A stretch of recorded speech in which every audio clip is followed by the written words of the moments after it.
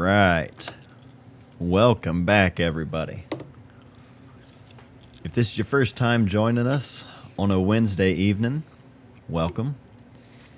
To all the familiar faces, welcome back.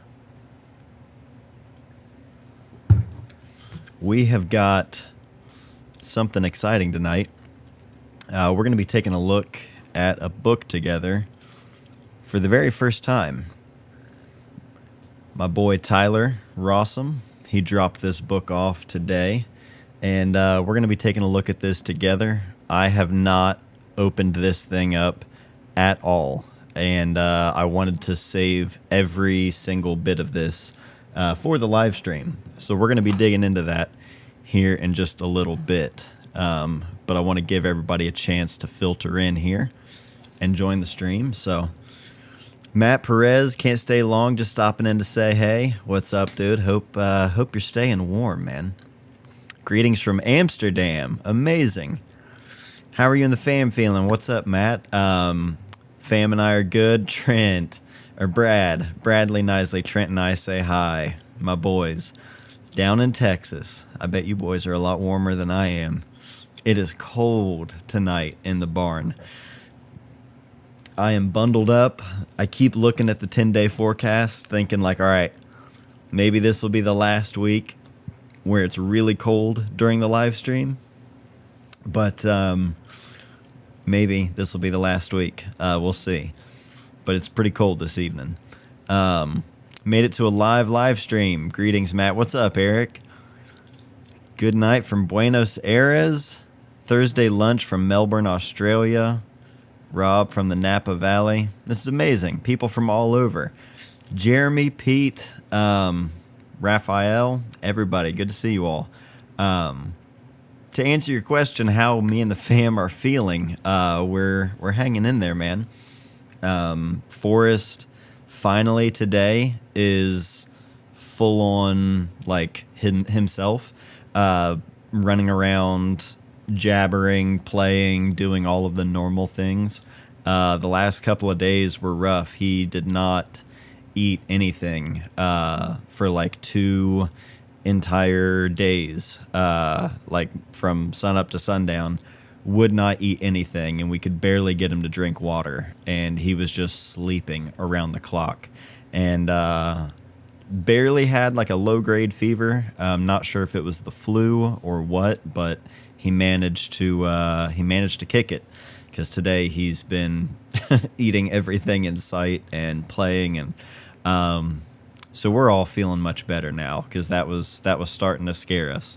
And I'm mostly feeling pretty good. Last week I sounded a lot worse, I think, than I do tonight. So hopefully I sound a little bit better. Appreciate y'all hanging with me last week, going through that, because my voice was shot. Ben Larson, what's going on, man? Wisconsin, Nashville, New Hampshire, Mexico City. All over. 7 degrees today in Chicago. I was playing hockey on the pond today. Damn.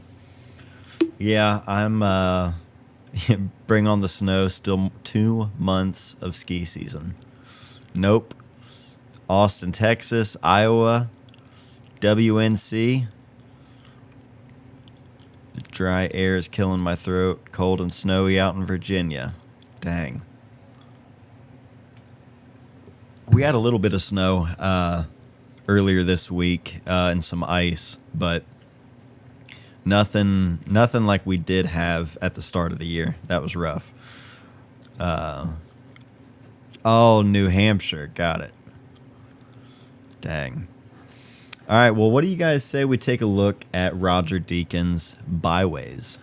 How does that sound? Is everybody ready for that?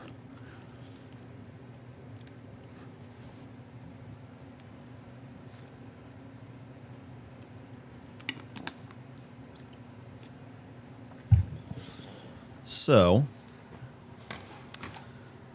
as I mentioned, maybe I mentioned it earlier, my good friend, one of my best friends, Tyler, he brought this over earlier, and I told him specifically that I wanted to check it out on stream because I've always heard people talk about Roger Deakins, and I know nothing about Roger Deakins. And it's one of those names that I always think I should probably like look into, their work and just learn more about them.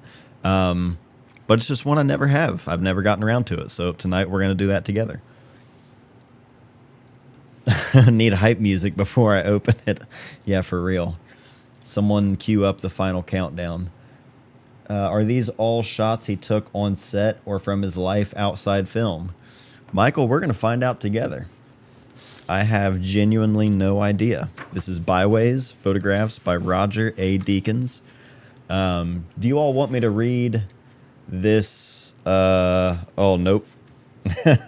I was going to, but that's pretty lengthy. Here, I'll read this. This is a little bit shorter. I won't subject you all to that. The first photographs in this collection reflect the working life of a farmer, Ivor Bourne, and his two laborers, Tom Hooper, pictured opposite, and his young partner, Derek Bright. Ivor Bourne. Pages 22 to 50 reflect various aspects of North Devon life in the early 1970s, from the otter hunt and stag hunt to the livestock market, the air show to the town carnival, the flower show to the fairground. Okay. So, okay. Well, there's our context. What year did he say? I'm guessing 70s, if the rest of it was.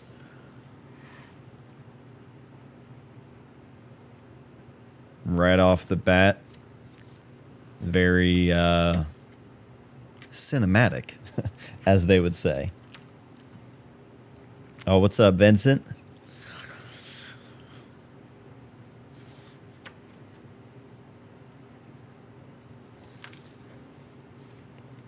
Whoops. Stuck together. Hell yeah. Dog working.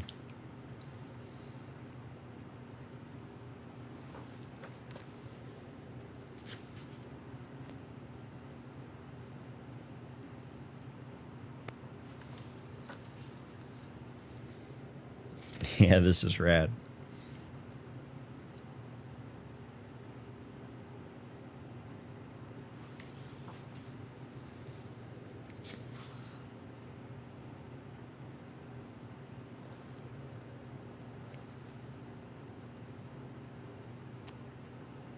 Stash, what's up, dude? We're taking a look at Byways by Roger Deakins. The half-page images are an interesting choice, says Matt Soch. Yes, I agree. I'm curious, how the entire book is formatted. I feel like I glanced over this last spread while I was reading the chat. I'm going to go back. I do like that.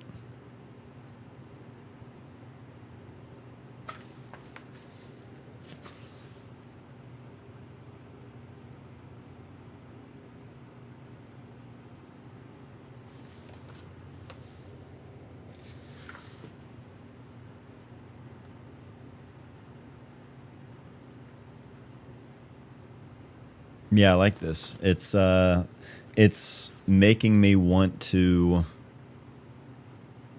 revisit a project that got shut down due to COVID that I was doing on a local kid who was raising a steer for the local fair for 4-H to take it to market and everything, and started shooting that project, and then COVID happened and basically had to, scrap that, and they canceled the fair for the year and everything. So, and that was that kid's last year in 4-H. So we didn't get around to doing anything with it. And I only went over there, I think, 2 nights to shoot photos of him and the calf, like when, it was still a baby. But a lot of this like farm life stuff really makes me, a lot of this stuff back here was really making me miss that. Hi, Matt. Great pick you got there. Deakins is a master. His podcast, Team Deakins with his wife James, is awesome. He interviewed some legends like Harry Gruyert. I hope I probably butchered that. I apologize. Alex Webb, Dennis Villeneuve. I don't know if I've heard about that. If you missed the beginning, I am not familiar with much of Roger Deakins at all. So this is like my very first dive into anything of his work. And obviously this isn't what he's known for. So Horatio, what's up? Javier, good to see you.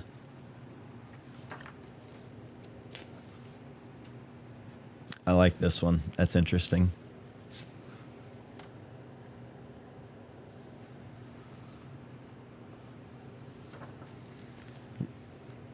Hey, Kevin. How's it going? Sam? Did he shoot Blade Runner 2049? I believe so.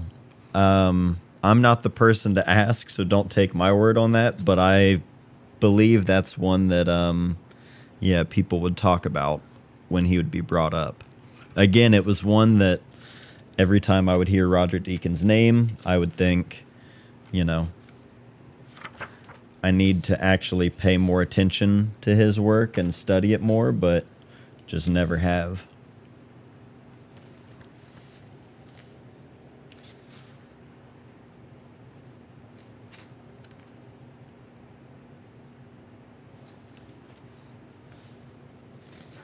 So not having any idea what to expect here. For a cinematographer, I sort of expected every single shot to be in landscape orientation and, you know, if not something, you know, wider, like a X-Pan, a panoramic or a wide deluxe. If not a panoramic frame, at least always like a 2x3. But it's interesting to see portrait orientation compositions. This is typically how I like to 35 millimeter. It's sort of a toss. If I'm shooting with, I mean, anything that I shoot in portrait orientation, I usually end up cropping to at least like a 4x3. I feel like a 2x3 ratio vertically just feels really narrow. But I guess in my head, I just naturally, I guess I kind of assumed that the people, or you know, people who are cinematographers and thinking about framing in that way, they would always want something nice and wide and, you know, landscape orientation. So just a nice surprise to see some portrait orientation stuff, because I do tend to shoot vertically in portrait orientation quite a bit, especially if I'm shooting with either a medium format camera or if I'm able to like change the aspect ratio in my digital camera to something like a 4x3 or a 4x5 mask inside the viewfinder, then I find myself shooting vertically a lot.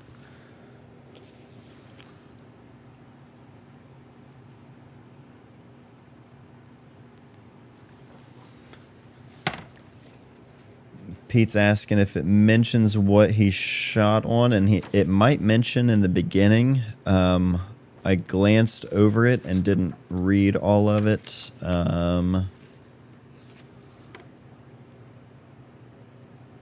A lot of it looks like 35 millimeter. So that's what I'm going to guess, is that it was shot on 35 millimeter black and white. That's what it feels like to me anyway.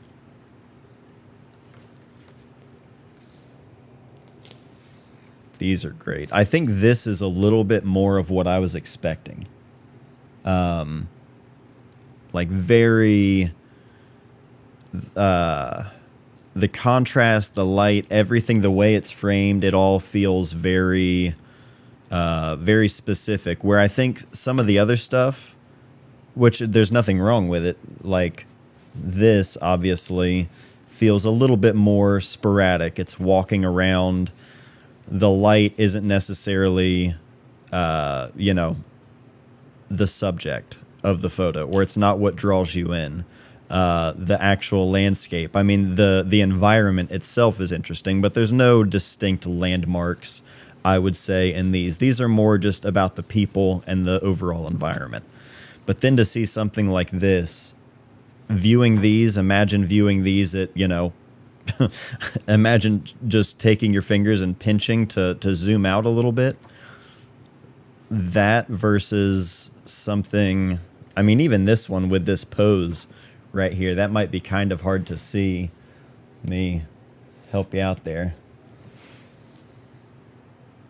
This like ballet type pose right here.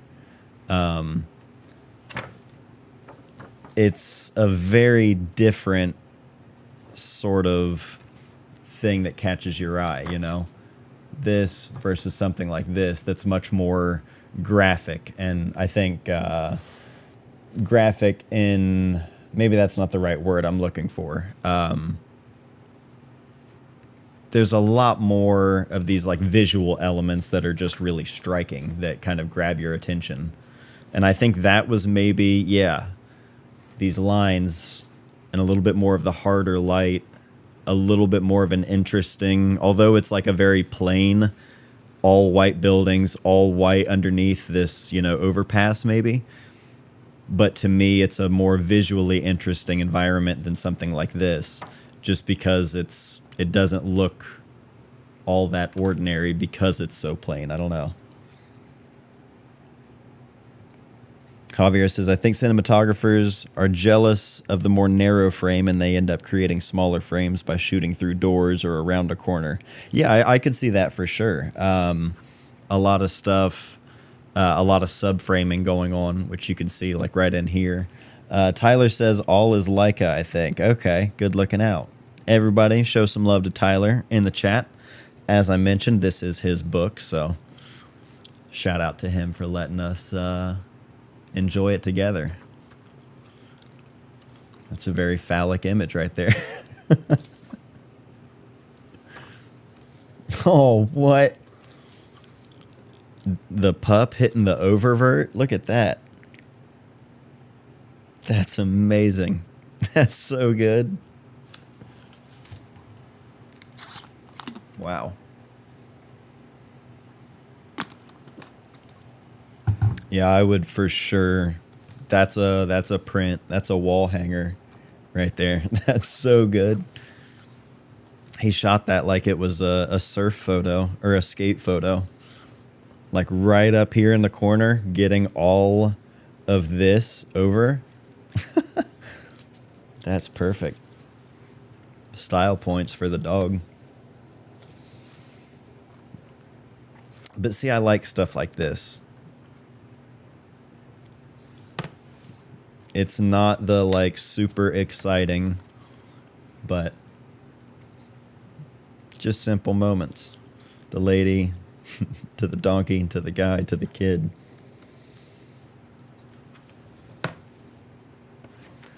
Tell you what, my hands are freezing tonight. Might be going numb as I try to turn the pages. Oh, what's up, Frank? Cincinnati. Everybody, if you've seen the Cincinnati video, that is Frank right there. Cincinnati legend. We got to get back down there soon, Frank. Yeah, the pellet stove, no doubt.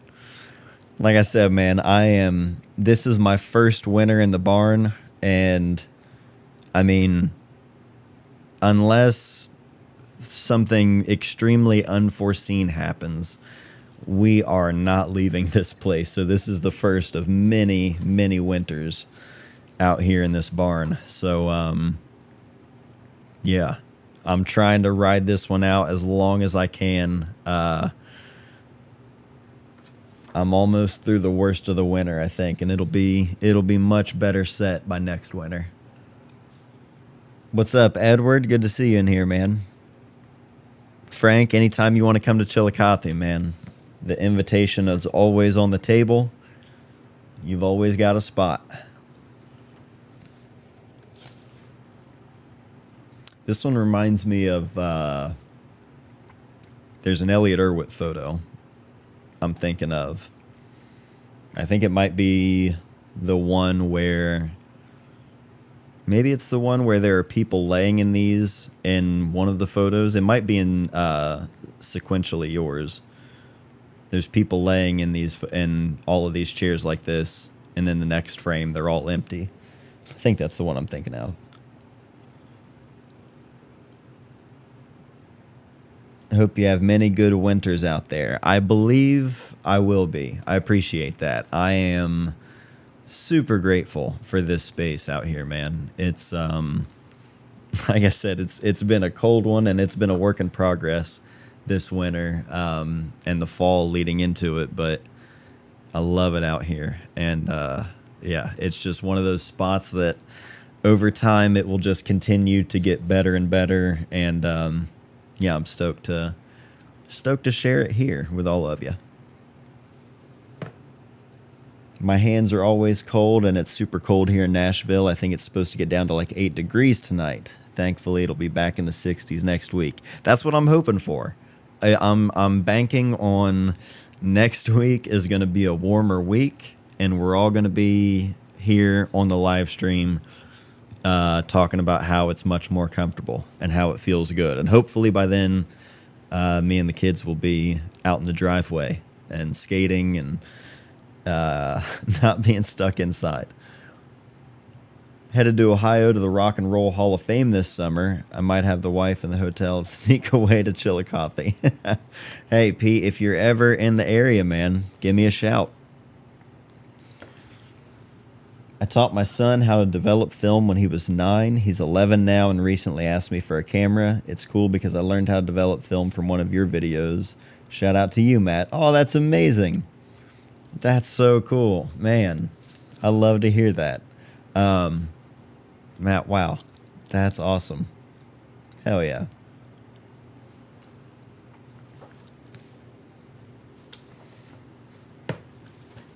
Elliot the other night loaded up my old Polaroid 600 and was ready to go shoot a pack of film as he does, just burns right through it. And it was like 7:30 on a school night, and I knew he was going to take 8 photos of me and Molly sitting at the counter, and that'd be about it. So I was like, hey, let's save that film for something a little bit, you know, a little more special. So I think as soon as the weather breaks, we're going to have to get out and shoot some instant film. This is more of what I was expecting for a cinematographer's photo book.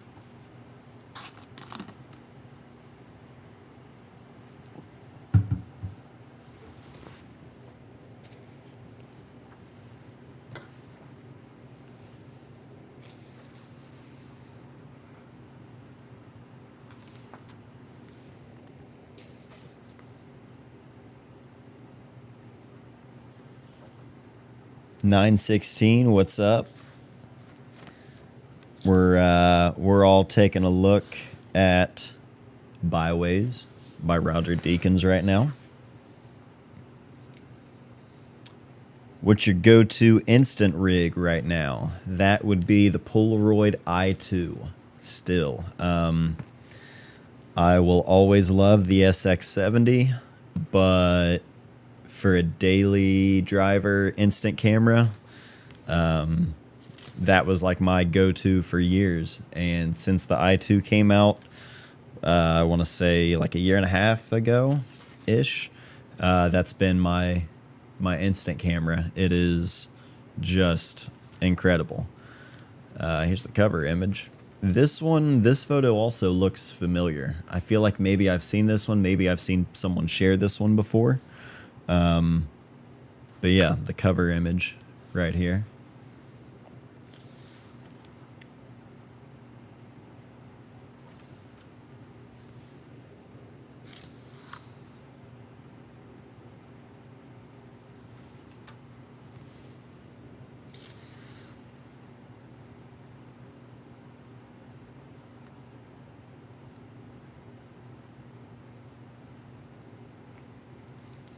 Alex says, all the empty space at the bottom would for sure make me want to take notes there. Not sure it's the intended purpose, but the empty canvas is calling to me. Hey, I say it's your book. This one's not mine, but, the idea of marking up the book and making notes in there, by all means, I say do your thing. Yeah, someone asked about that at the beginning, the choice of kind of formatting everything this way, and it's deviated a little bit when they would layer, or pair up more than one photo per page. But yeah, for the most part, it's been pretty consistent this way, which isn't a bad thing. I kind of appreciate stuff like this. I don't know necessarily. I mean, everyone has their own reasoning for things. I kind of appreciate that the hands and everything. I mean, right now I'm holding this flat on the table and, for the sake of sharing the book this way. But, if I were really sitting with the book and I had it in my lap or something, I do kind of appreciate that the areas that might be obstructed by clothing or your hands as you're holding the book, it's kind of nice that it's out of the way.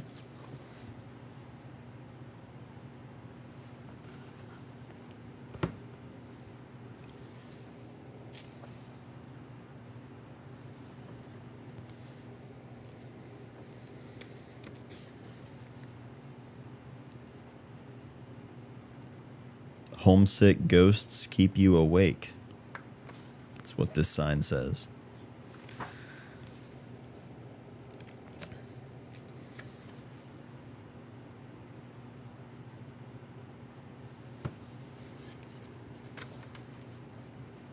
That's a great one.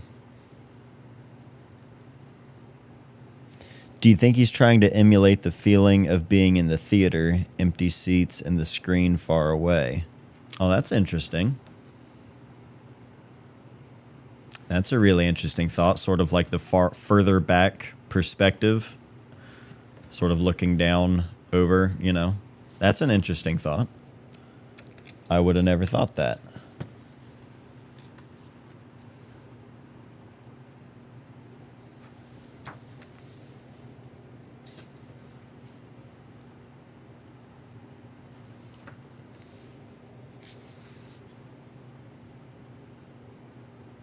How do we feel about that? Is this a taboo thing to you?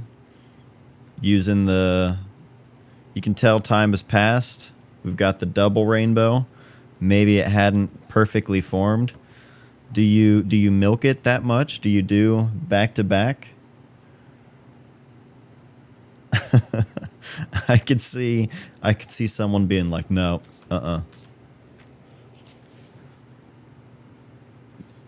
I'm torn on that. Not to say you can't do it, only to say, would I do it? I feel like you're getting a little bit of different light here, and that's got the double rainbow. But yeah, wouldn't you just want to? I don't know. As well, it feels like they're backwards to me. But that's just me. Bro said, yeah, I got 2 bangers and threw it in. Milk it for all it's worth. Yep. Photojournalists say work your scene till nothing's left. That's the thing, for sure. You shoot as much as you possibly can, but do you reveal, well, I got this one and I got this one, or do you choose your strongest single image and put it out there? That's the question. Again, this is never to say the right way or the wrong way. This is straight up just like thinking out loud and sharing thoughts here. There is no right or wrong way. So never take anything like that I say as me saying something is wrong or not the right way, because, there is truly no rule to any of this.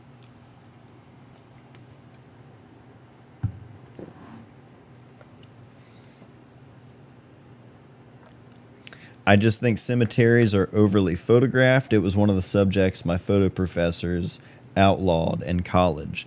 I could see a lot of people gravitating towards that in a like sort of college environment, like needing things to go out and photograph.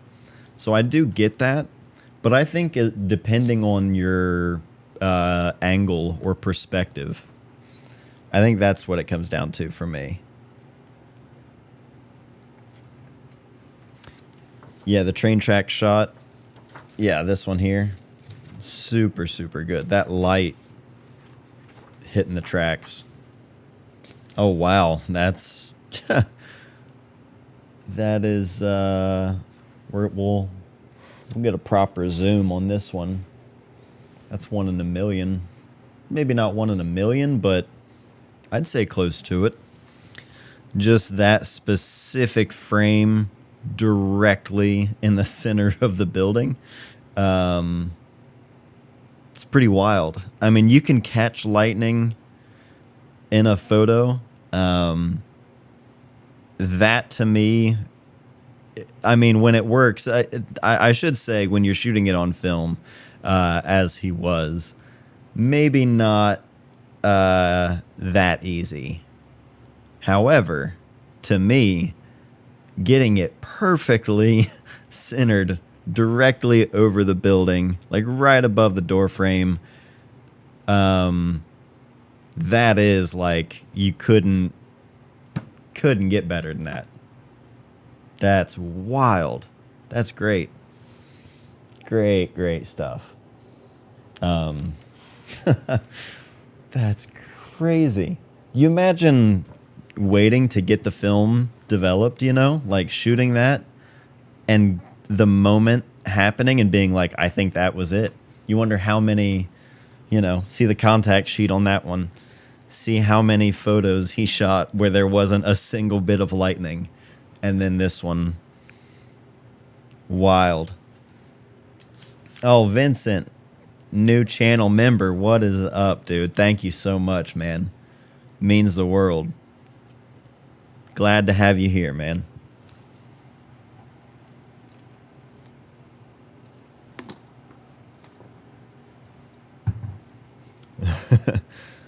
Was bro bracketing a whole roll to get that, or is he just that good? It's actually just a light leak. Yeah. Yeah. Wow, that's wild. That was a good one. Yeah, I'm really glad I saved this. I think this is what I need to start doing with any new books I buy. Again, this was just one that I borrowed from Tyler, but anytime I buy a new book, I think I need to save it. And, oh, that's a great one. Need to save it for sharing on stream here, first impressions. I think we should start doing that more regularly. At least when I buy books. I haven't bought any books lately, but...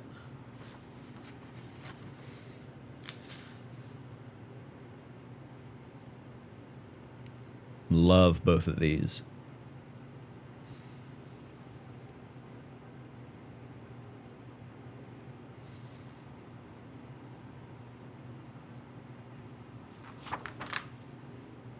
Tripod and oh yeah, tripod and bulb. Yeah, what was interesting about and I mean he could have just, you know, nudged the tripod a little bit. Again, we'll go back to it. But like you can see the building itself, there's a little bit of ghosting, like on the tower and the house. You can see a little, or I guess maybe that's the bar. You can see a little bit of ghosting, like things were moving. So I don't know if it was a handheld or maybe nudged the not the shutter, but the tripod. I don't know. Pretty wild. Let me get caught back up here. Here we go.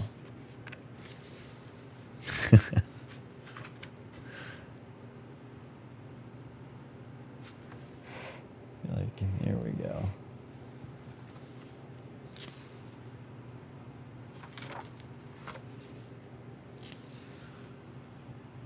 Have you shown still moving on the live streams yet? I haven't yet, but that sounds like a great one we should dig into after this. Because we were talking about it, I believe, last week on stream, or maybe it was 2 weeks ago. I think it was 2 weeks ago, maybe, when we were looking at Contact High. One of my favorites, though. So maybe we'll take a look at that after this.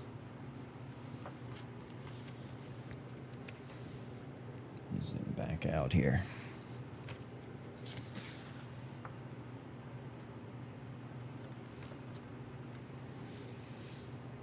Wow. That's a good one. Both of these are really strong.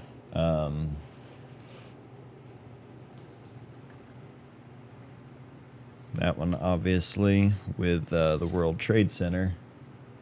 But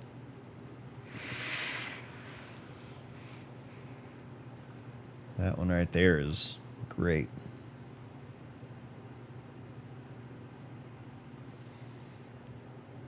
That's been my go-to portrait book since you put me onto it years ago. Oh, hell yeah, Frank. That's awesome.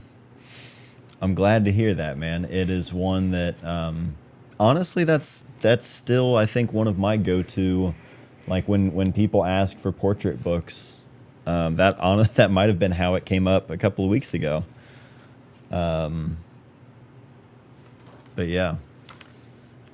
Yes, this is Byways. And no, a lot of this stuff, at least I believe, we'll take a look at the beginning in just a minute, at like the introduction, but I believe it was 1970s. Both of these are great as well. I love the framing on this one.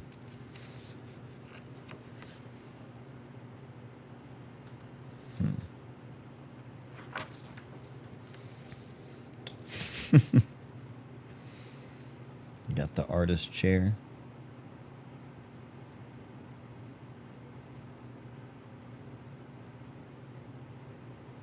Spring, what's up? Good to see you. Hey. We've all taken that, right? Let me see if I can find one.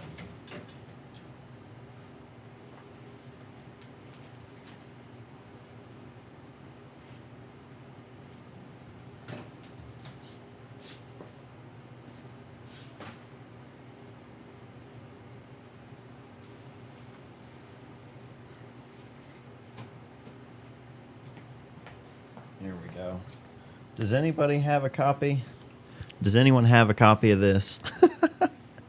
I highly doubt it, but dang. He didn't hit the one hand. I was going to say even the overhand, but he didn't hit the one hand. That's too bad. This was my very first zine from 2013 maybe? I think 2013.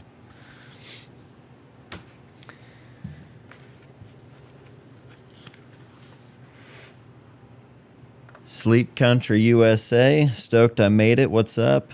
What's going on, man?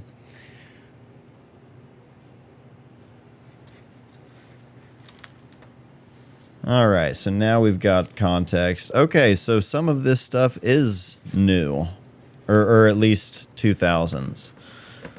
So here's the index. So the beginning was the 70s, and then the rest looks like it's kind of sporadic. We've got everything from 69, which that was my first photograph ever. Okay. 72, a lot of 2000s. Okay, yeah, so it looks like a lot of the second half. Oh, wow, okay. Pressed the shutter and closed my eyes is what he wrote for this photo right here. New Mexico 2014. So, I don't know if this guy is like a big film nerd, so maybe that is on film. Regardless, film or digital, it's an incredible shot. But yeah, you've got a lot of context in there in the index for all of the photos we just took a look at. So if anyone's interested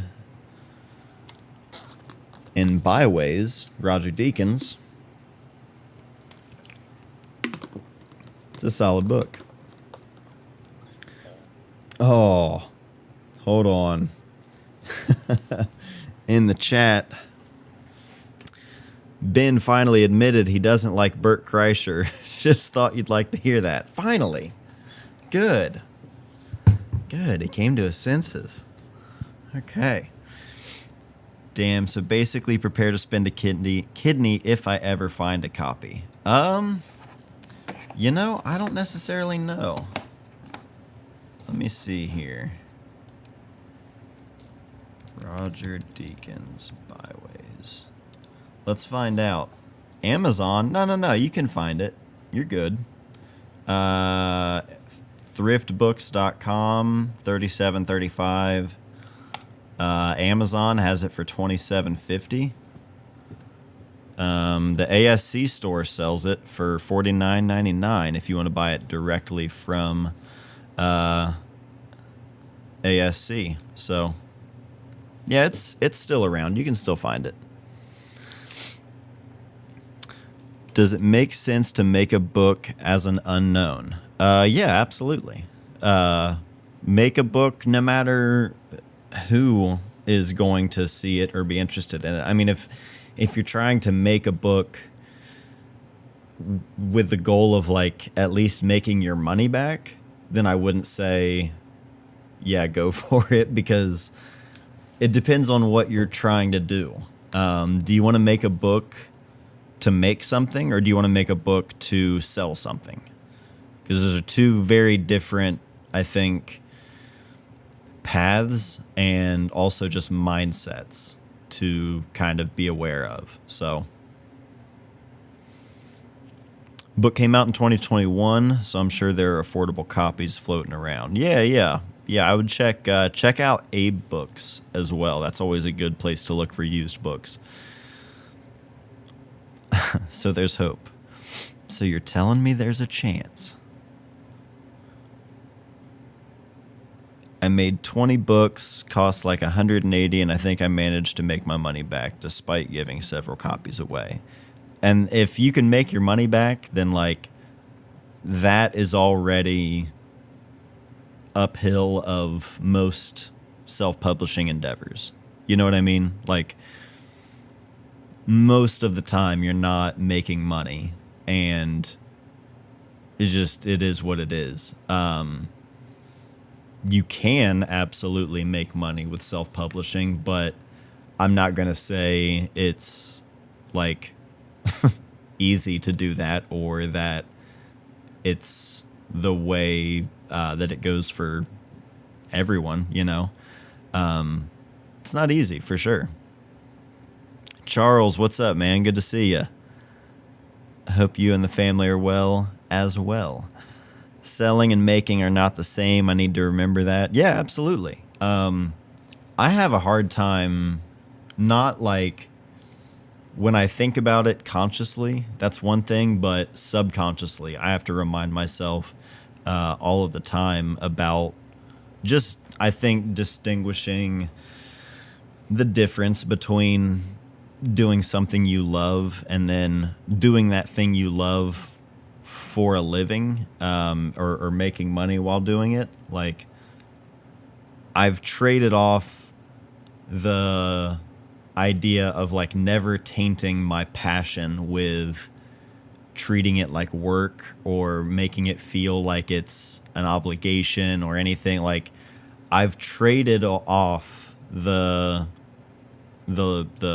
beauty, I think, of that, or the purity of the passion and the art form being nothing but that. I've completely traded that off to make it my living so that I can, I guess, justify like spending all of my time revolving around the thing I love. That was my way of like, I can either work a regular job completely detached from this and use the free time that I have, if I have it, on this kind of stuff, or if I want to pursue it at the rate that I want to pursue it, I'm going to have to just make it my job and justify it that way. So with that in mind, sometimes it's tough to distinguish the difference between like what's work and what's really just about making. And I think tapping into other kinds of arts outside of just photography, like me personally, over the last month or so has made a big difference where that's got me more inspired for photography in a lot of ways. Have you ever thought about growing a mullet? Alex, what's up, dude? Dude, right now, the hair is, if I just got rid of the sides here, and just shortened up the top, it would get out of control. But not right now. It's almost long enough that I can pull it up completely and be out of my face, so I'm almost there.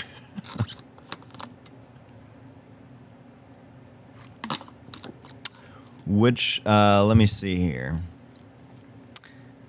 I thought about working on putting together a zine, but need to work on more material this year before I do it. Yeah, don't rush it if you don't have to.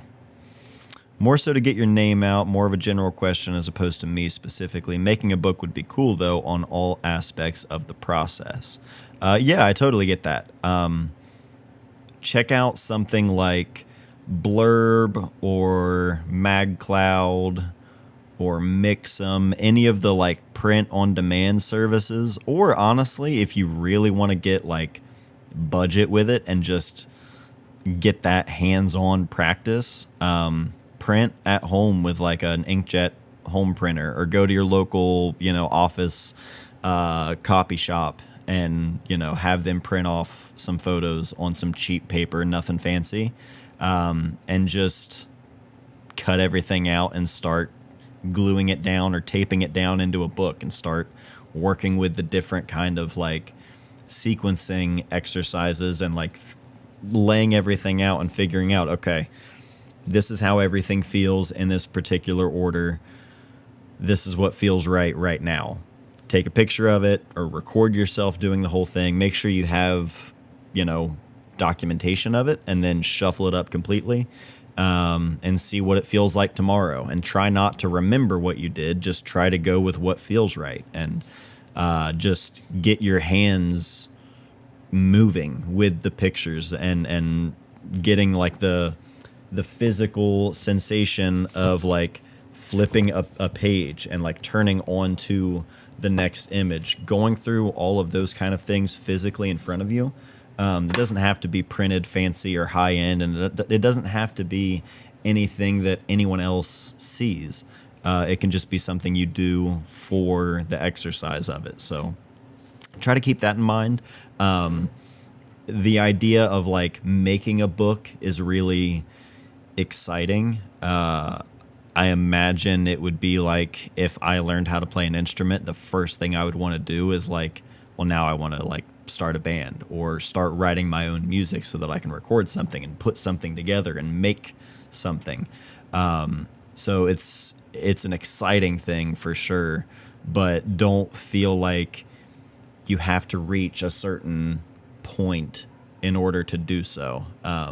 Start playing and experimenting now before you ever even think about selling something, because when you're ready to put something out there and actually sell it, you'll have some sort of like exercise, behind you where you can actually make somewhat informed decisions based on your own experience.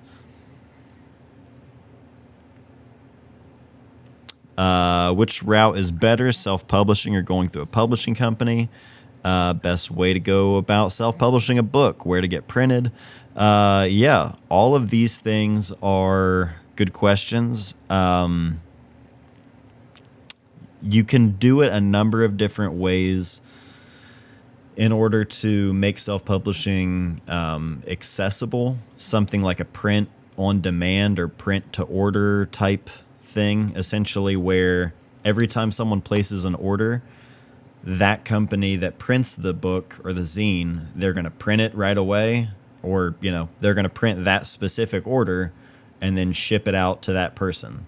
Or you can order several, you can order an amount up front and have them shipped to you, and then you can do all the fulfillment that way. But one of the benefits of going with a service like that is the fact that they're going to handle fulfillment. You don't have to pay for overhead, so I don't have to buy, 1,500 books and hope that I sell all of them. I can just let the orders come in, and if I sell 62 copies or 7 copies or 4,800 copies, whatever, it doesn't matter. They're going to handle everything. Now, if you're doing a lot of high volume stuff, if you pay for it all up front, you're able to get your cost per book down.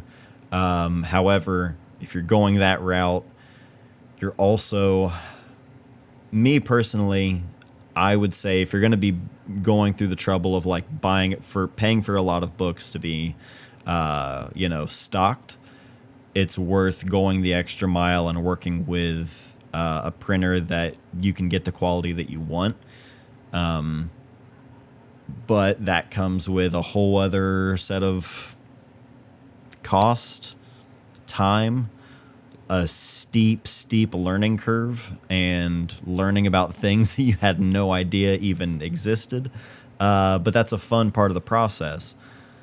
However, for most people, I recommend things that are like print on demand, because you don't have to take as much of a gamble. I have the extreme luxury of my YouTube channel and like having an audience through that. If I didn't have a YouTube channel and I didn't make videos about photography, I wouldn't be able to self-publish my books or my zines like at the volume that I do. I could still make them, but it would not be at the scale or the amount that I would. Just because that's how I'm able to do those things. So I always try to take that into account and understand that it's not, it's going to be different for everybody. But if you work with something like MagCloud, Blurb, Mixam, any of those sites that are going to print on demand, that's a really good way to get started with self-publishing. This zine, I printed this at Office Max when I was, like I said, 2013. Printed it at Office Max and then brought it home and stapled everything myself. I think I had maybe 50 copies made, and I sold them on my site way back then.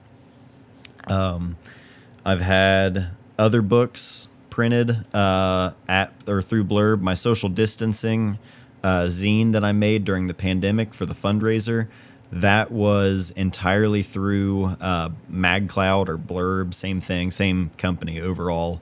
And that was great because it was all hands off. I wasn't touching things and shipping things out, and it was all like very early in the pandemic and we didn't know what was going on. So it was a great option because everything just went directly out, and there was no waiting period. For my book, for Surveyor, and for Friend of Mine, I would launch a pre-sale to help gather funds to fund the production of those books. Because, Surveyor, I can't remember. I know with materials and everything else on top of just printing the book, you're easily looking at 20 grand there. It's a lot of money to go into something at that size. So being able to not have to worry about that. And again, like I said, that was all starting the process. And then months later, the book is here, and then I'm signing and shipping everything myself. So it's a lot. It's a long process. Yeah.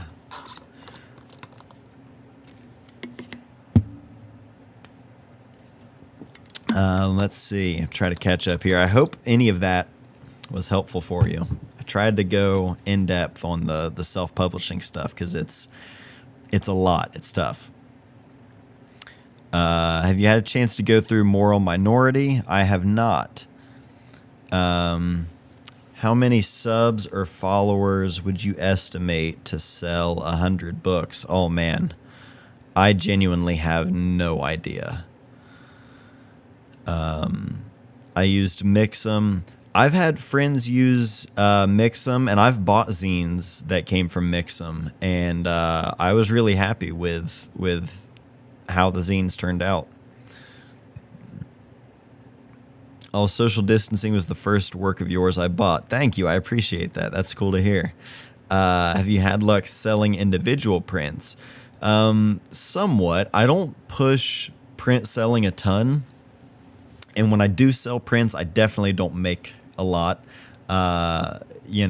It's just something to have that I can like share one-on-one with someone when they buy a print directly from me. I make the print here and I sign it and ship it off and include a little thank you note. Like it's just a thing I enjoy doing. But I'm not great at selling prints. I don't push it like at all.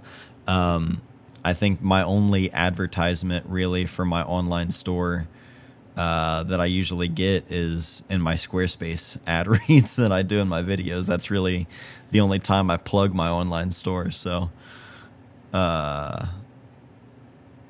Vincent, yeah, I feel like I need to take the step towards getting some zines made, even for myself, to just sit on a coffee table. Absolutely, man. That's and if you want to like get hands on and just print things off for fun, and just like cut it up and make a little scrapbook, like stuff like that is fun, and it just gets you excited to keep working. Did you make that money back from Surveyor? I did. I'm fortunate that I was able to make the money back from Surveyor. So now everything basically, all the remaining copies after a certain point after that, it's like, okay, cool. If I sit on the rest of these books forever, that's fine as long as I made my money back.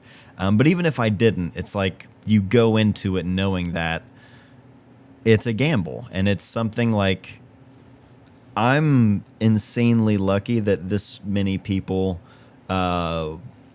have watched my videos over the years and are interested in my work or supporting what I do. I'm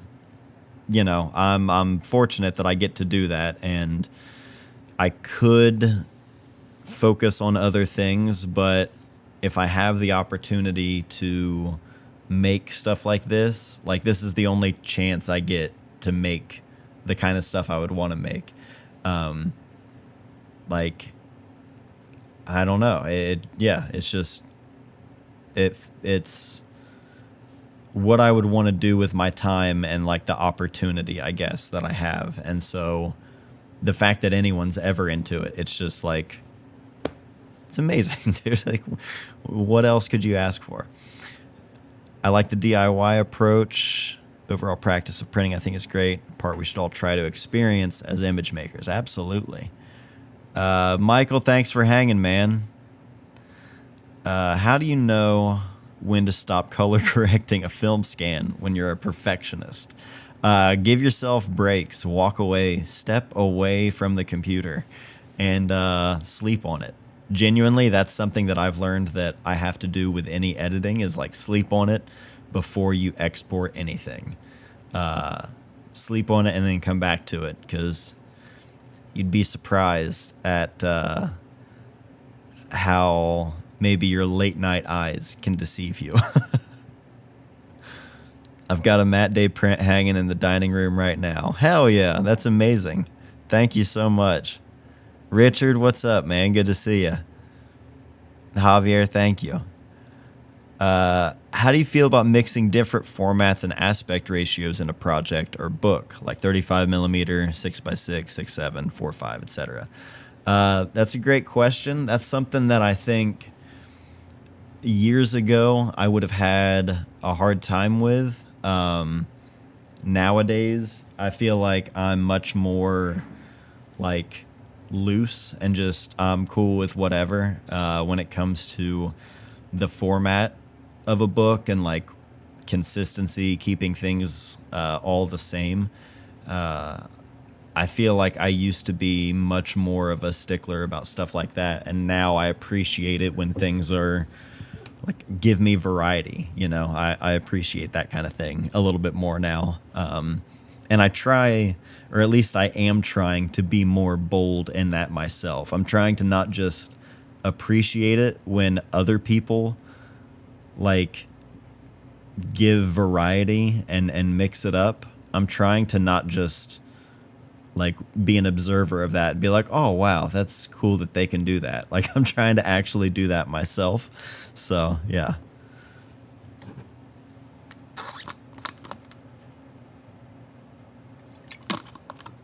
Glad I was able to hop on the stream. Thinking about offering prints in-house to clients. Any particular paper company you'd suggest? Yeah. Other than Dunder Mifflin. I would say, I mean, I love Ilford paper, inkjet paper or darkroom paper. But if you're talking inkjet, Ilford makes great inkjet paper as well as, excuse me, Red River paper. Let me see. I think I might have a box.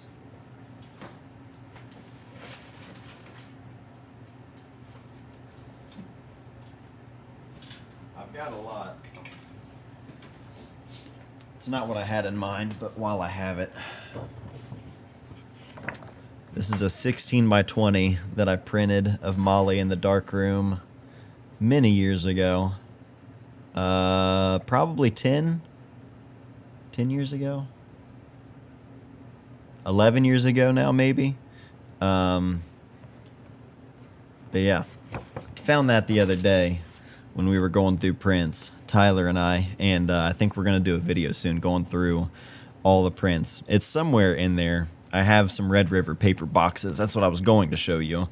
Red River paper is Palo Duro Soft Rag. I think that's what it was called. I'm pulling that from like 2018 maybe. I used to use that paper a ton, and I used to sell and print a lot more stuff and sell a lot more prints on my website. And when I did, I used Red River paper quite a bit. They make some great stuff. So check out those, Quaid. Yeah, for sure, man. Sad I couldn't stay longer, but I've been here the whole time. I gotta log off now. Hell yeah, Matt. Thanks for hanging, man. Stay warm over there. Soft gloss rag is so good. Okay, yeah, I think that I was thinking that was the name of it. Yeah, Hahnemühle. I've got some of their paper as well. As a matter of fact, I think I don't think I'm trying to remember now. I think someone from Hahnemühle emailed me about sending me paper, but I don't think they ever did. I think we were like, yeah, that'd be cool, but I don't think they ever did. That just reminded me. But I have printed on their paper before, and it's awesome. I did a little video. Actually, I think that's why they emailed me. I did a video testing out a few different kinds of their paper. It's been so long since I've done that. Now I'm blanking. It's so wild how different a photo book looks on a large print versus a screen. Oh, how a photo looks on a large print versus a screen. Yeah, absolutely.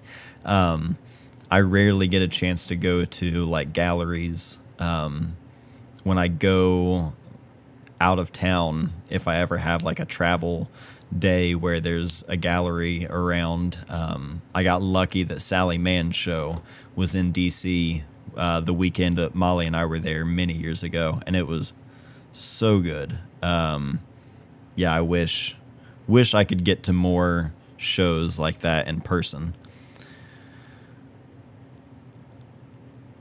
Arctic, oh yeah, the Arctic White paper. Moab paper. Stefan Vanasco, he uses that paper a lot and swears by it. I haven't tried it yet, but that's another one that I've wanted to try. How much is worth investing in a personal project if you think no one will even see it? Not that it super matters if people will see it. I mean, is there a price to something like that? Um, you know, depending on if you're talking the printing, the investment in the printing, if you're not sure anyone will see it, then you won't want to print too many copies. but I mean, if you're just saying like hypothetically or morally, how much should you invest? How much time? I don't know. I don't know what it is specifically that you're curious about, but I mean, yeah, you can't put a price on that. You've got to, if there's a project that you really like, you want to make it, you're going to make it regardless. Yeah, you'll find a way. There will be no, you won't have to worry about setting that limit of how much is, how much is too much, because it ain't going to stop you.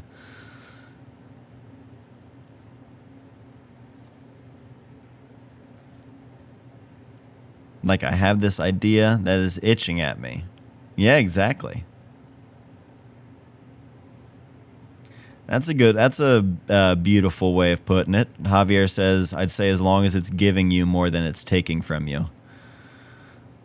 That's a good way to put it.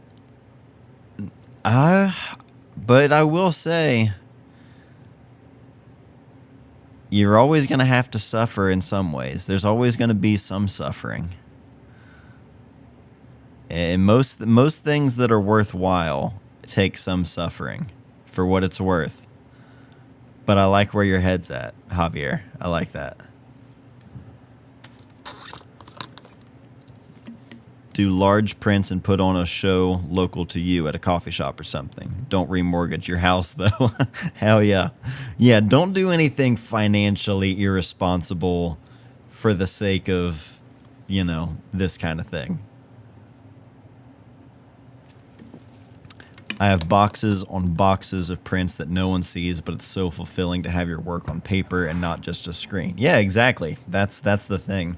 Tyler and I, when we were going through all of these prints, I want to make a video just sharing all of this, because like, this is the kind that's sharing it for the sake of like, this is what it's about. No one is, I would say no one is going to buy or would want this hanging in their house. But I've had messages from some absolute creeps over the years. So I can't say no one would want that in their house. But obviously that's a photo for me and just our family. And that's like what this entire thing full of prints is full of. It's just like photos like this. And why did I print this at 16 by 20? Because I had just gotten this Leica lens and I knew the negative looked beautiful and I wanted to print it really big in the darkroom, so that's what I did. But I've just got so many prints that like they're not going to be hung up on the walls because I've got so many, and I'm not sharing them with everybody. Although now that Tyler and I were going through them, we're like, that would be a fun video. But it's just like, that's the kind of stuff, that's what it's about. You know what I mean? That's the point, to document your life and print your photos and all these things that like we say. It's not like, because that's the cool thing to do. You know what I mean? It's like, this is what it's about, more people should be printing that kind of stuff. Tyler, Jesse James would love that photo. Hell yeah. That's amazing. Going through boxes of prints on the live stream would be rad. I do think I made a note a couple of days ago, going through like some of my very first rolls of film and first photos, everything. Going through some of that would be fun. Also, going back, I haven't watched any of my videos in. I mean, I never like rewatch them. The only time I ever see them is if someone asks about something or references something that I have to like go back and see. But I thought it would be fun to kind of go back and like react to some of the old videos because I don't even remember making some of them. It's pretty wild. Any idea when the prison video is coming out? Oh yeah, I think well, maybe sometime in the next week, for sure. Because it's going up this month. I was gonna do a video just sharing the photos from the prison.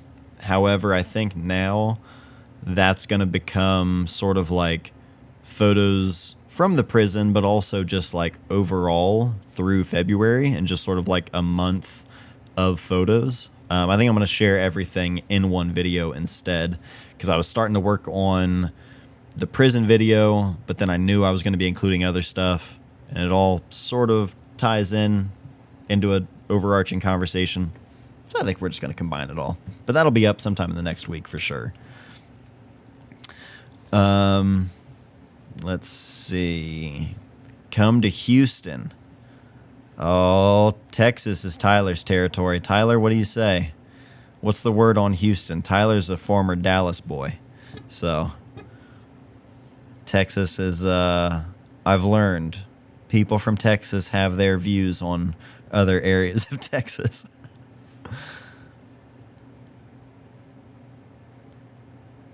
There are pro photographers who run workshops with the intent of creating and having a book made.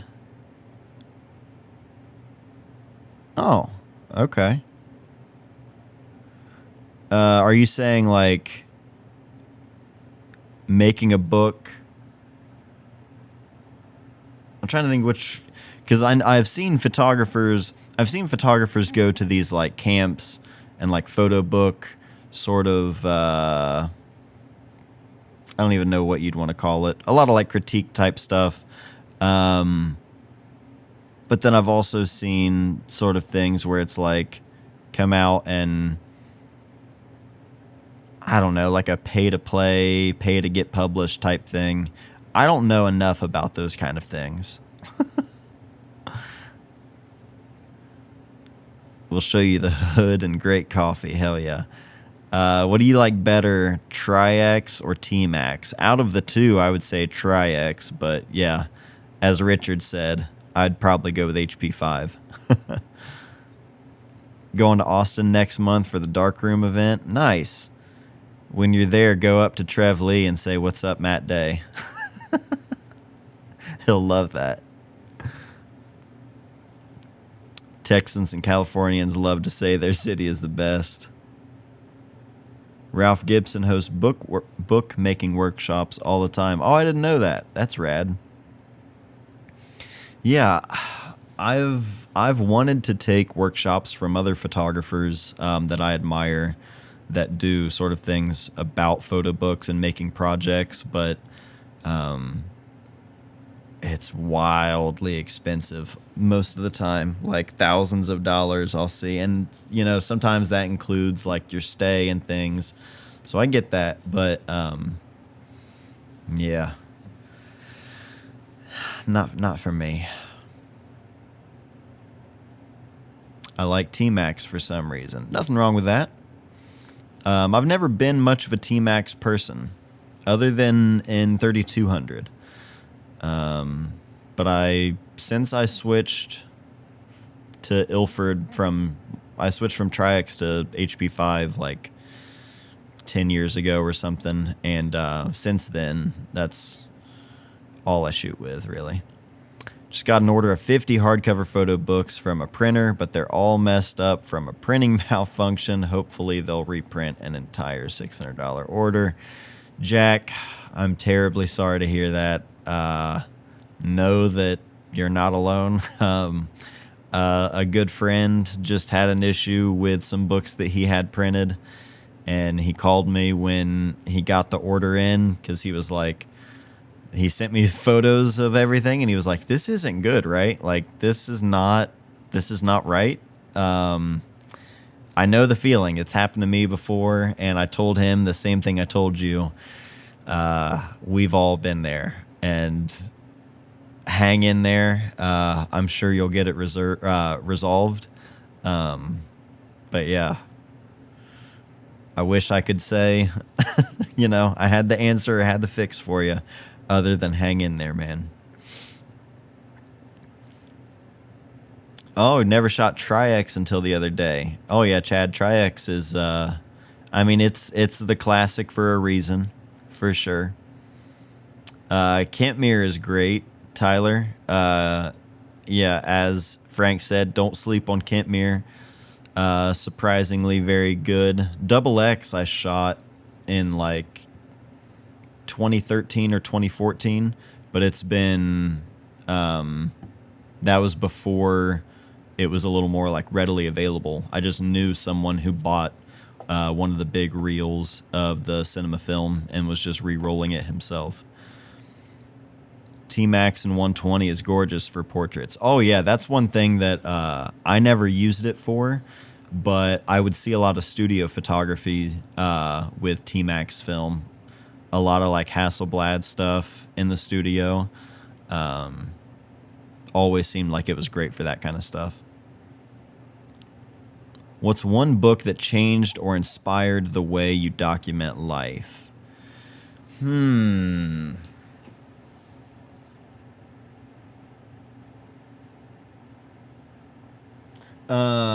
I Love You, I'm Leaving by Matt Eich. Let me grab that.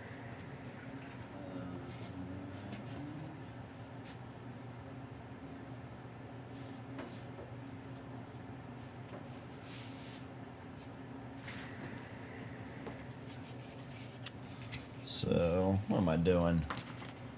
Let me show you over here. So this one's going to be a little bit different. Not exactly what you might think when I say, like, document your life type stuff. It's not really the same thing. But you asked what made me think about it differently. And this one does. Matt Eich is one of my favorite photographers. This book, Kevin O'Mara, one of my best friends, he gifted this book to me in 2021 when I was going through probably one of the worst. Well, no, it was. It was the worst time of my life. And there was something about this book that changed the way I thought about making photos that I guess included my family. Not necessarily what I would consider, this is a photo of Nora. This is a photo of Elliot. I don't know how to explain it, but this book felt so much more like photographing what the family felt like, or what it felt like within the family. And the photographs of the people and like of his children, they don't feel like, I don't know if it's hard to explain. It's like I don't look at them as, oh, that's a photo of his daughter necessarily, or of any of his family members.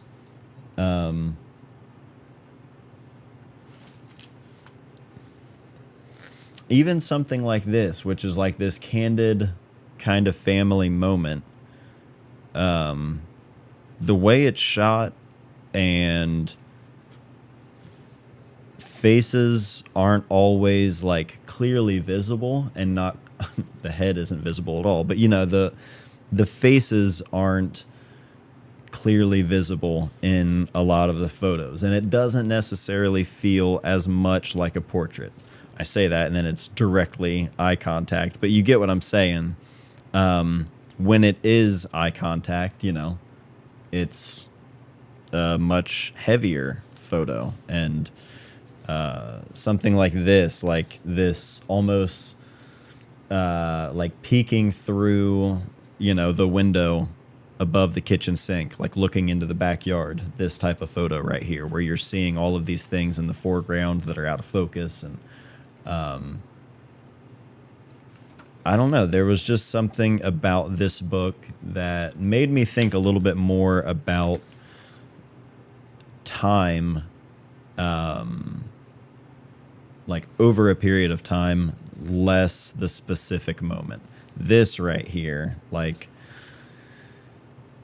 the whole sequence, the piñata and the kiss happening, the kids watching, just so good.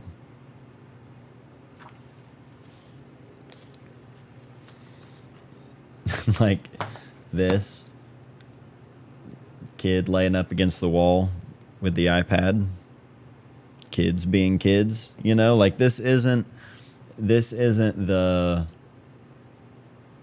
cute photo that, everyone in the family loves, but that looks like real life. You know what I mean? Like that to me, that's a lot more beautiful that way. Yeah, this is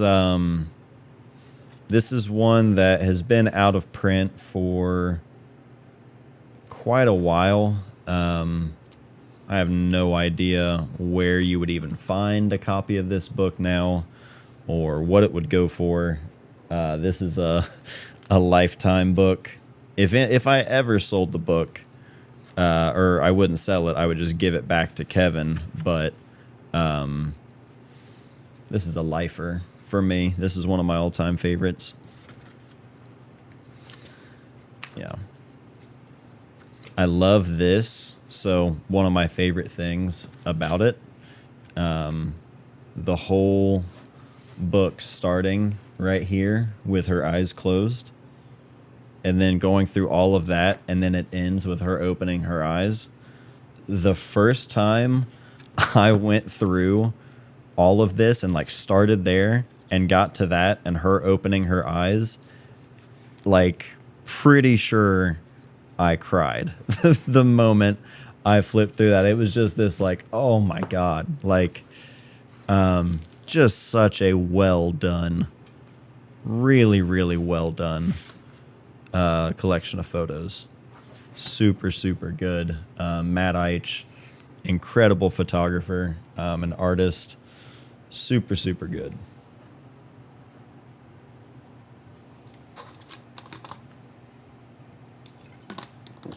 And Edward,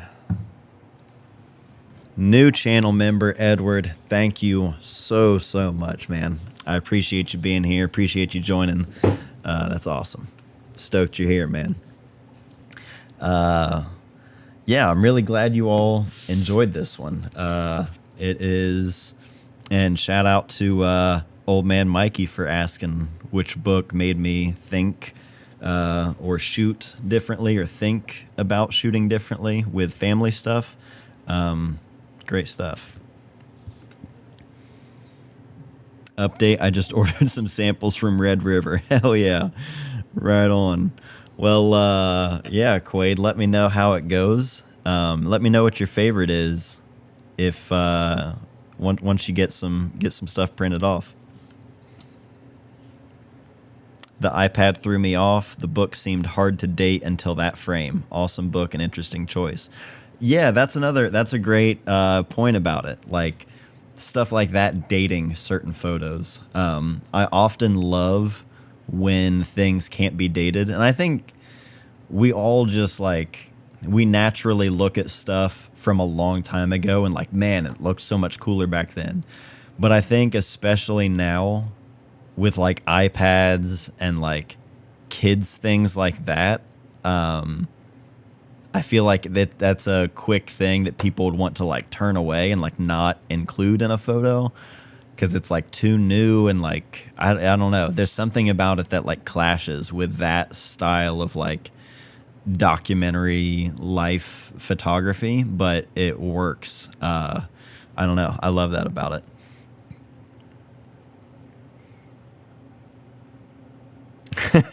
Joined just before you showed the last book. New setup shot again. Of course. It stays changing out here. I know it's all Nikon, but what film cameras do you still have? Leica M6, Polaroid i2, and other than like I've got a little tiny plastic point and shoot. I've got the Pentax 17. That's basically Tyler's. Pretty much my M6 and my i2. That's really it. That's worth mentioning, anyways. Hi Matt, what's one advice you would give when documenting your family? Know when to put the camera down. Don't be. If you're gonna do it, you got to still be present. You can't just check out and be like just the photographer and like, oh, I'm just on photo duty. You can't do that. You always want to be present and know whatever camera you're going to use the camera that you know the best. Or if you want to use a specific camera, get to know that camera really, really well, to the point that you don't have to think about it at all. If it's a film camera, load it like blindfolded, or just know everything you can about that camera that you're using, and make it to where you don't have to think about it at all. Favorite film stock, color and black and white. Black and white, I'm gonna say Ilford HP5 as my boring answer, but it's my true answer. It's just reliable and super, super flexible, and it just works. So Tri-X, or Tri-X, HP5. It used to be Tri-X before I switched to HP5. That would be my black and white. For color, I'd probably say Kodak Gold 200 or maybe Ultramax 400. Just because they're like tied to my like early experiences when I was getting into photography and learning how to shoot, in like the mid 2000s. A lot of my photography and like thinking about it is tied to those more budget films, I guess. How's the Z8 treating you thus far? Have you gotten used to the menus yet? No, I haven't, but I am genuinely loving this camera. I have found myself using it for my own like personal use so much more than I thought I would. And even for like video, just using it for like my own personal video of like the family and stuff. It's just great, man. It's a really solid worker. Yeah, it's a lot of fun. Do you ever wonder about what successors will find historical? Yeah, absolutely. I mean, it's going to be fascinating to look back at like this time period, I would say the last 10 years, no, the last 15 years, to look at that time period from 2010 to 2025, to look at this time period and like all of the photography that was made in that time period, specifically thinking about like the introduction of smartphone cameras and like the amount of photographers that were born because of that. And not in a bad way. Like, I think it was Joel Meyerowitz who was talking about it once before. And I've brought it up once before, I think. And I'm pretty sure that's who was talking about it. But he was saying something to the effect of, like, so many more people now are photographers that would have never been photographers if it wasn't for the iPhone or just smartphone cameras in general. And because of that, yes, we're getting a lot more photographers, and sure, more photographers, some of them aren't going to be great, but without a doubt, we're getting future legends of photography that we don't know that these people are legends yet. But I'm sure there is someone out there who found photography because it was accessible on the phone that they already had. And they're going to go on to take important photos that matter to the world, like to humanity. It's really interesting to think of like the exposure, no pun intended, that has. You think about people in countries and environments where there is no access to any cameras or any art form at all. And now we all have access to that. And people give it a bad rap, and they talk about all the downsides and everything. And for sure, like, especially now when I open up Instagram, I'm like, this all just sucks. Like, it's not fun to open up Instagram most of the time. But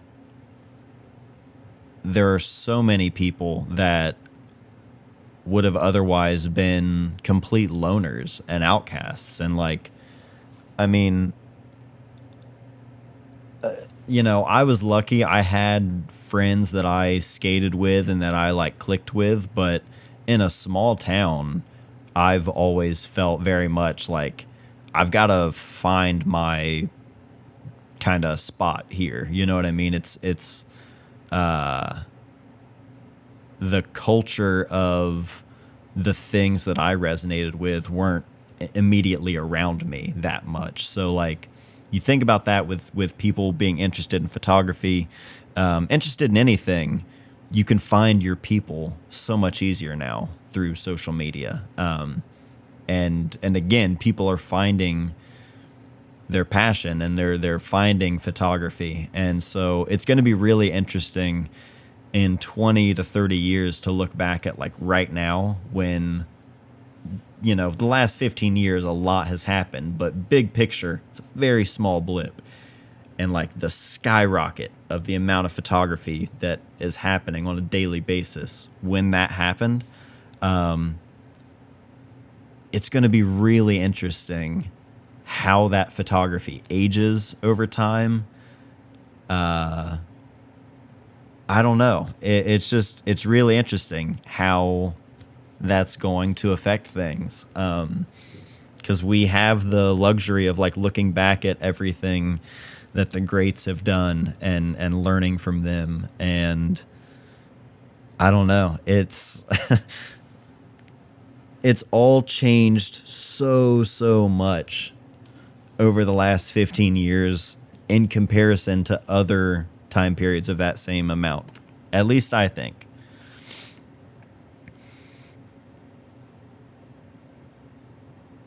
Hell yeah. Yeah, see, that's the beautiful thing about it, man. Everyone here because of it.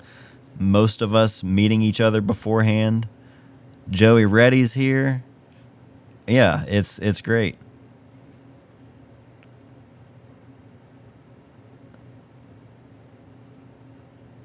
Yeah, I appreciate you being here, Chad. Kyle says a YouTube rabbit hole in 2012 got me into photography. The fact that you can learn anything you want online and the gatekeeping is as strong as it was before YouTube, and so isn't as strong as it was before YouTube and socials. Yeah. I mean, most of the things that I know how to do, I've learned through YouTube. That was like one of the reasons I wanted to start the channel in the first place, was like, I use it. I'm looking it up, trying to find information on these cameras. I'm sure other people are as well. So yeah. Recent Photo Banner podcast talked about that a bit. Oh, nice. Oh, I hope Alex is still here in the chat. Great podcast by my good friend Alex. The Photo Banter podcast. I'm doing everything in my power right now to find that Matt Eich book. Good luck. He's got man, he's got like it's like a 4-book set that he's been working on over the past like 10 years that he just released. It's called The Invisible Yoke, 1 through 4. Just incredible. Awesome stuff. I've been going through negatives and old hard drives from the last 20 years, not just on a personal level, but the progress of photography in general is amazing. Isn't that crazy? Like, I think back to, the stuff I was using and like what we were all using when I first started shooting weddings and things like that. It's wild. As a fellow Bostonian, I appreciate his podcast. Hell yeah. Yeah, Alex is the best. I've known him through, like, he had me on his podcast years ago, and then we just kind of kept in touch ever since then. And I guess it wasn't earlier this year. It was late last year. He drove through and stopped by here. He flew in, drove down from, I believe, Columbus, and had him on, or he had me on the podcast, and I made some barbecue while he was here. He's the man. Yeah, the new episode I haven't listened to yet. I'm saving that one for this weekend when I'm working. I'm stoked to listen to it. But if anyone has any final questions, my toes are about to snap off. So I'm going to answer some final questions here for a few minutes, and then I'm probably going to call it on this stream for this week. And I'm hoping next week, when we're back out here, we actually have some decent weather and I'm not freezing the whole time. Richard. Okay. This is what it's like when wait a minute, where am I? I moved everything. Hold on. This is what happens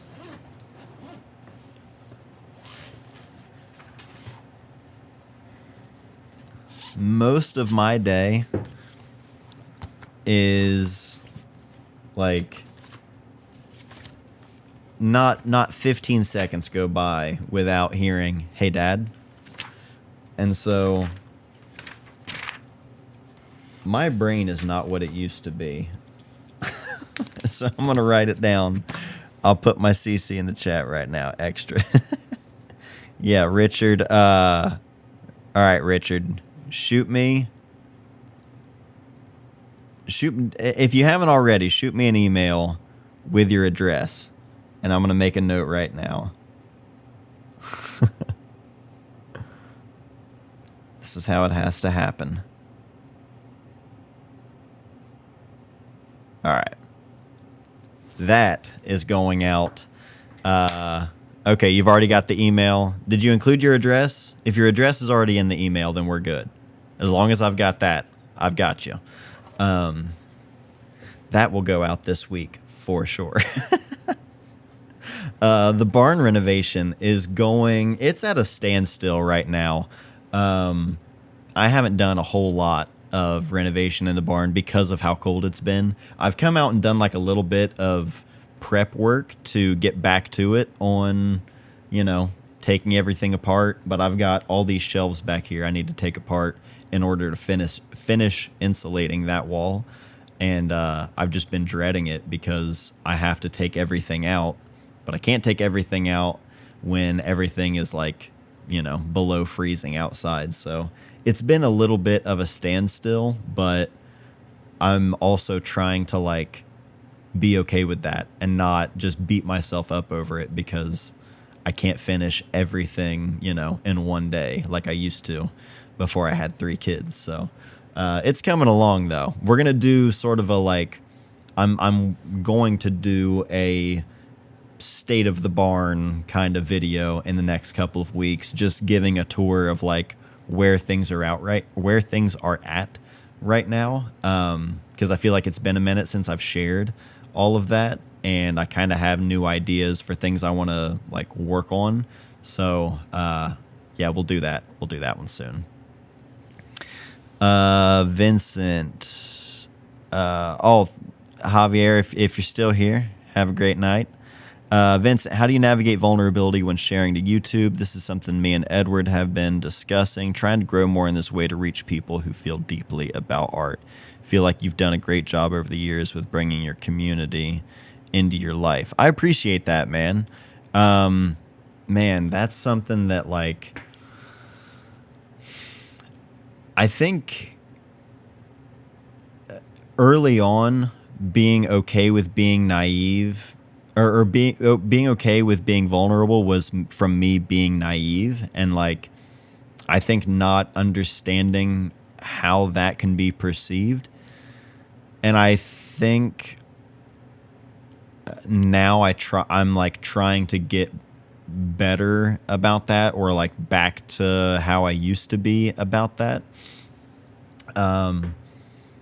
It's tough. Like when I first started just sharing things on the channel, I just thought, well, I'm just going to share my perspective, not as like the perspective, but like this is just how I feel about it and where my head's at. And if it relates in any way to someone, then that's great. Like mission accomplished. That's the whole point of it. And over time, like I think I just wasn't used to how that would be perceived, and like seeing how things like that, being vulnerable and sharing things and being honest and like talking about not being well, or like talking about struggling, I think sometimes people see it as, oh, you're complaining or like looking for sympathy or manipulating, or like I've heard these things be said to me in comments, when that was like the furthest.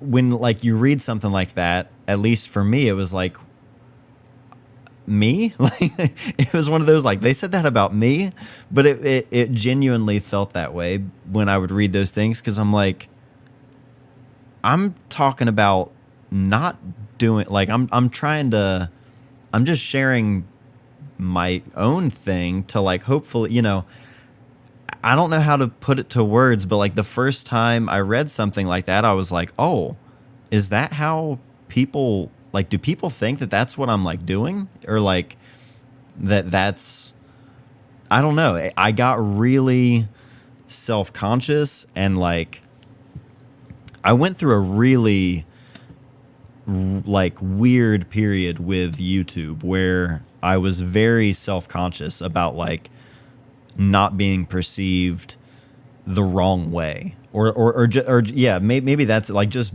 I was worried I would be perceived the wrong way, and I think that led me to like not being as vulnerable or just being as present in some ways. And that's something that I've really had to work on over time, is like to try and get back to that like naive feeling of like, it's all good, just share you, like be yourself, share yourself in front of the camera. And like now I'm able to do it now easier on these lives with all of you,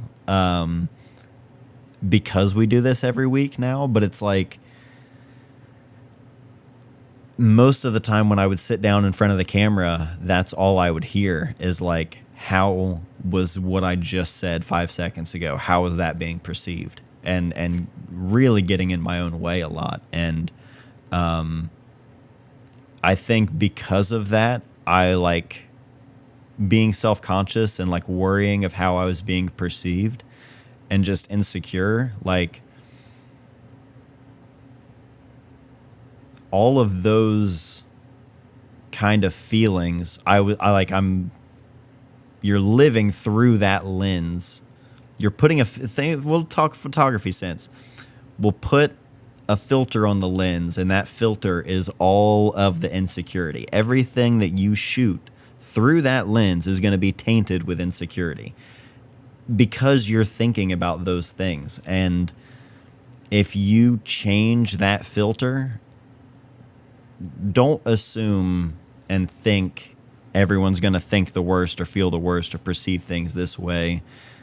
Think only like the positive way, because more often than not, that is the outcome, because people are human.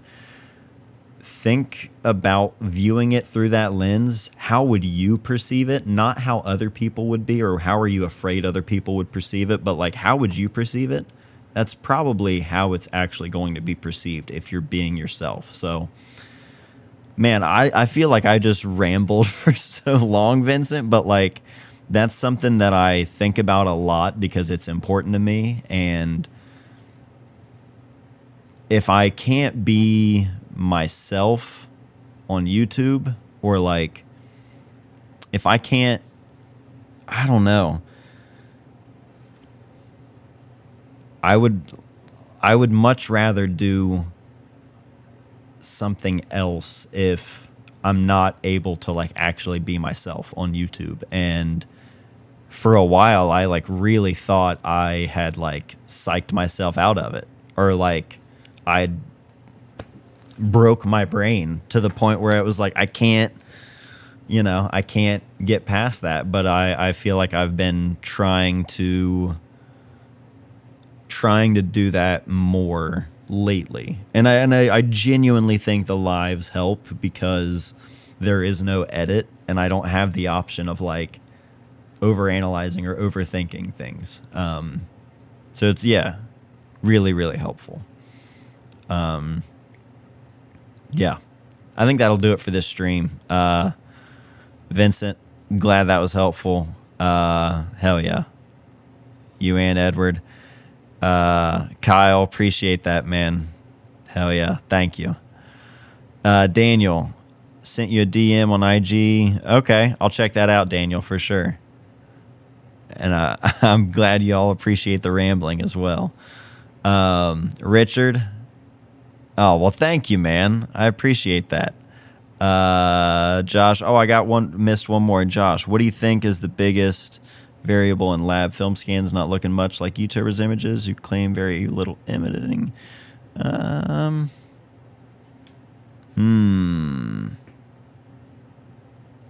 Yeah, I would say exposure. Jeremy, good exposure, film flatness, scanner focus, cleaning dust. Yeah, depending on the lab you're going to, what scanner they're using. But yeah, a lot of it comes down to exposure for sure. But yeah, all right. I'm going to get inside, warm up a little bit. Appreciate all of you joining me tonight. This is a fun one. Super glad we got to look at some books. I Love You, I'm Leaving by Matt Eich. Roger Deakins, Byways. Yeah. Hope you all enjoyed it. Channel members, you can catch the replays at any time. And yeah, we'll see you guys next week. Appreciate you all being here. Hell yeah. Good to see you, Tim. Awesome. All right, guys. Be safe. Enjoy the rest of your week. And I will see you guys next Wednesday.